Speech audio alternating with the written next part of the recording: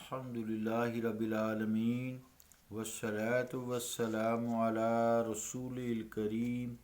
اما بعد فاعوذ باللہ من الشیطان الرجیم بسم اللہ الرحمن الرحیم قل انما الآیات عند اللہ صدق اللہ العظیم۔ واجب الاحترام سامعین، السلام علیکم ورحمۃ اللہ وبرکاتہ۔ آیت کریمہ جو تلاوت کرنے کی سعادت حاصل کی ہے، اس آیت کا ترجمہ یوں ہے کہ مصطفیٰ صلی اللہ علیہ وسلم آپ فرما دیجئے کہ بے شک جتنی بھی نشانیاں ہیں اللہ کی طرف سے ہیں۔ تو آیات کے حوالے سے یعنی معجزات کے حوالے سے جو انبیاء کو اللہ تعالیٰ نے عطا کیے، اس حوالے سے گفتگو چل رہی تھی، اور پرویز صاحب کی قرآن فہمی کی جو تضاد بیانی ہے اس کا تذکرہ چل رہا تھا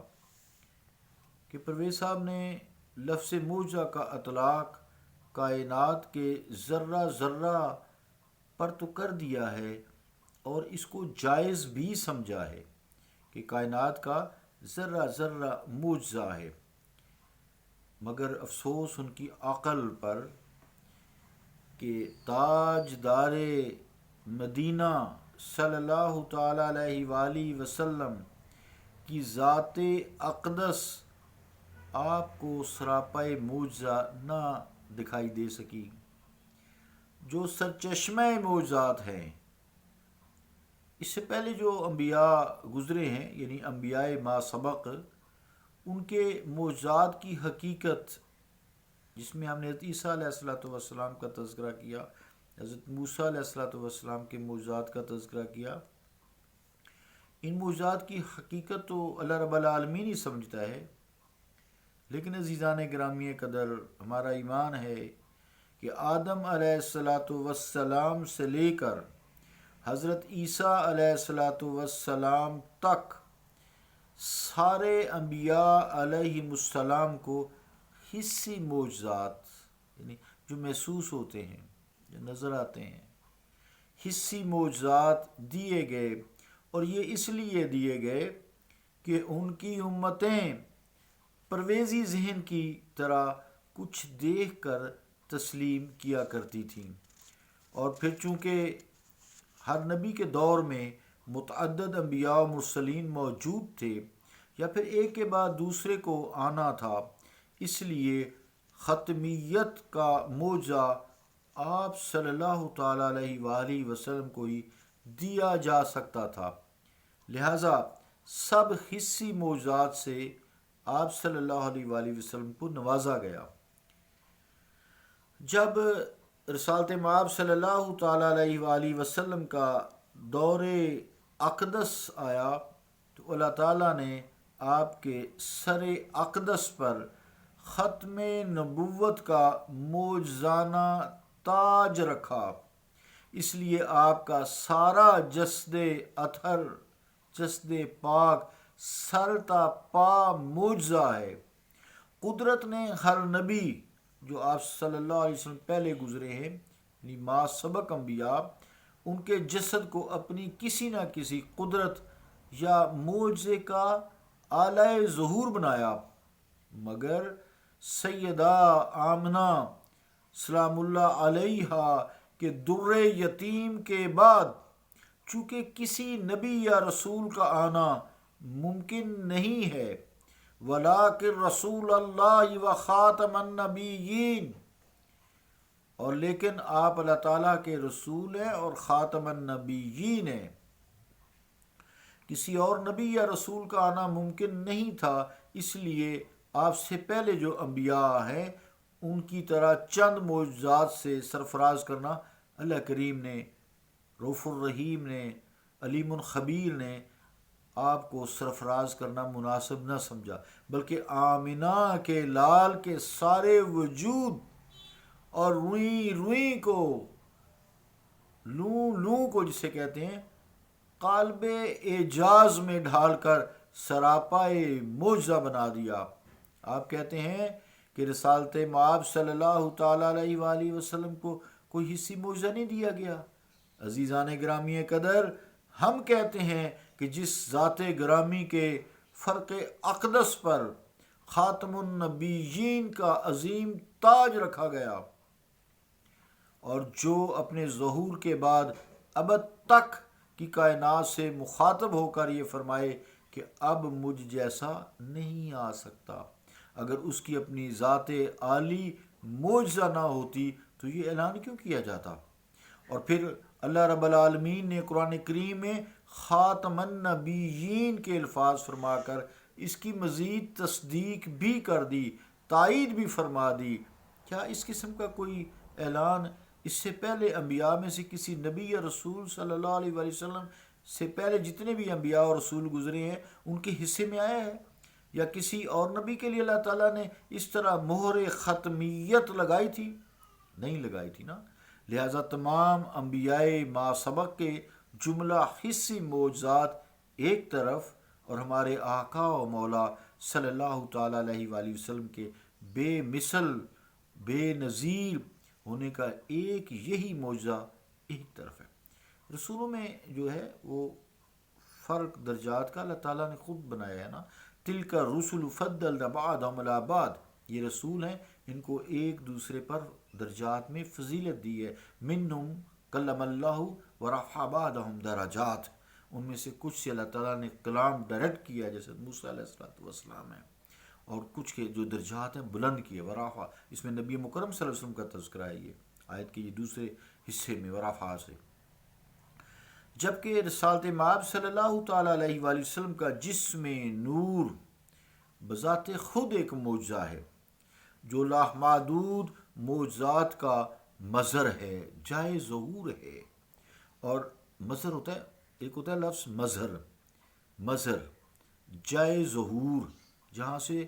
ظہور پھوٹتا ہے، اور ایک ہوتا ہے مظہر، ایک ہوتا ہے ظاہر کرنے والا۔ پیش اور زبر کا فرق ہے۔ مظہر کا مطلب ہے ظاہر کرنے والے، تو آپ صلی اللہ تعالیٰ علیہ وآلہ وسلم تو اللہ تعالیٰ کے معجزات کو ظاہر کرنے والے ہیں، اور مظہر بھی ہیں مظہر بھی ہیں۔ چونکہ پرویز صاحب حصی معجزات کے کو قائل نہیں ہیں، اس لیے ان کی تصنیفات یا ان کے جو پیروکار ہیں ان سے ہم پوچھتے ہیں، چلیے بقول ان کے رسالت مآب صلی اللہ علیہ وآلہ وسلم کا کوئی حصی معجزہ نہیں، اور ان کی تحقیق کے مطابق آپ سے منسوب معجزات کی روایات بھی ضعیف ہیں۔ استغفر اللہ ایسی بات تو نہیں ہے، لیکن کہنے میں کیا ہے، وہ کہتے رہتے ہیں، کہتے رہیں، جو مرضی کرتے رہے۔ اگرچہ پرویز صاحب حضرت صلی اللہ علیہ وآلہ وسلم سے منسوب معجزات کا عنوان باندھ کر نہیں لکھ سکے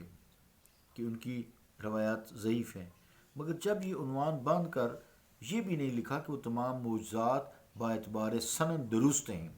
تو اس سے بھی یہ ثابت ہوتا ہے کہ ان میں صاف انکار کرنے کی جرت نہیں تھی۔ بس عنوان باندھا، اور بس عنوان باندھ کے کام شروع کر دیا اپنا، اور یہ کہ وہ آپ کے کسی معجزہ کے قائل نہیں جی۔ ہاں، تو بات چل رہی تھی کہ اگر حصی معجزہ ان کے نزدیک قابل قبول ہے تو آج تک انہوں نے اللہ تعالیٰ کی جن قدرتوں کا مشاہدہ فرمایا یا ان کے قائل ہوئے، کبھی ان قدرتوں کے اظہار والے کو بھی دیکھا، یا صرف موروثی طور پر مسلمانوں کے گھر پیدا ہو جانے کے سبب ذات باری اور اس کے مظاہر کا اقرار کر لیا؟ اگر وہ فرمائے کہ ہاں فلاں وقت میں نے فلاں قدرت کو ظاہر کرتے وقت قادر مطلق کی زیارت کی، تو یہ بات سب کو بتائی کیوں نہیں؟ پھر سب جھوٹ بولتے ہیں۔ جو حدیث کو نہیں مانتا اور قرآن کی آیات کو انکار کرے وہ دائرہ اسلام سے خارج ہے۔ عزیزان گرامی قدر، بلکہ اس کی فلاں قدرت کو اس کے ہاتھ سے ظاہر ہوتے ہوئے دیکھ کر مانا ہے، ظاہر ہے وہ ایسا کبھی نہیں کہہ سکتے کہ میں نے فلاں قدرت کو دیکھا ہے، فلاں مظہر کو دیکھا ہے، فلاں مظہر نہیں، کہہ ہی نہیں سکتے، وہ ہے ہی کچھ نہیں، سب جھوٹ کا پلندہ تھا۔ ثابت ہوا کہ اللہ تعالیٰ اپنے مظاہر میں اپنی قدرتوں کو ظاہر کرے یا نہ کرے، اس کو یا اس کی قدرتوں کو کوئی دیکھے یا نہ دیکھے، اس کا اپنا وجود اور اس کی اپنی ذات ہی بجائے خود ایک ایسی قدرت اور معجزہ ہے جس کو تسلیم کرنے کے لیے کسی حصی قدرت کے اظہار کی قطعاً ضرورت نہیں ہے۔ چونکہ حضور سید عالم صلی اللہ تعالیٰ علیہ وآلہ وسلم خداوند بزرگ و برتر کی ذات و صفات کی مظہر عتم ہیں۔ آپ صلی اللہ علیہ وسلم جو ہے اللہ تعالیٰ کی ذات و صفات کے اظہار کے لیے مظہر عتم ہیں، اظہار کرنے والے ہیں، اور انبیاء ما سبق میں سے کوئی نبی یا رسول آپ کی طرح ذات و صفات کبریا یا مظہر عتم نہیں ہے۔ اس لیے اگر آپ سے کوئی حصی معجزہ رونما ہو یا نہ ہو، آپ کا اپنا وجود پاک ہی اللہ تعالیٰ کی ایک ایسی قدرت اور ایسا ورائے عقل و ادراک معجزہ ہے جس کے اقرار و تصدیق کے لیے معجزات طلب کرنا یا آپ کے کثیر معجزات کو روایات یا درایت کی کسوٹی پر پرکھنا فسق ہے، جہالت ہے، لا علمی ہے، اس کے مترادف ہے۔ نصیر الدین شاہ صاحب اسی حوالے سے فرماتے ہیں، ان کے شعر ہیں چند آپ سماعت فرمائیں، فرماتے ہیں فلسفی تجھ کو اب سے دھن ہے اسے پانے کی، فلسفی تجھ کو اب دھن ہے اسے پانے کی، ہو چکا جب کہ تیری عقل کا سلطان معزول، دیدہ عقل سے دیکھ اس کو نہ مرد ناداں کہ دلائل سے الجھنا ہے خرد کا معمول۔ عقل کو تو اپنی حقیقت سے بھی نا واقف ہے، عقل تو اپنی حقیقت سے بھی نا واقف ہے، کیا سمجھ پائے اسے جو کہ ہے ما فوق عقول۔ گرمی عشق بلال حبشی پیدا کر، گرمی عشق بلال حبشی پیدا کر، کہ بنے سینہ تیرا ماہیت انوار رسول، کہ بنے سینہ تیرا محبت ہے،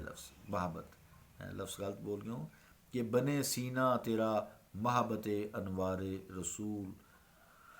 صلی اللہ تعالیٰ علی رسول خیر خلقہ محمد وعلی آلہ وصحابہ اجمعین برحمتک یا ارحم الراحمین۔ یہ جو ہے تھوڑا سا اور چلے گا، پھر ہم انشاءاللہ تعالیٰ اگلا ایک چیپٹر کریں گے، امت محمدیہ صلی اللہ تعالیٰ علیہ وآلہ وسلم عذاب سے کیوں محفوظ ہے۔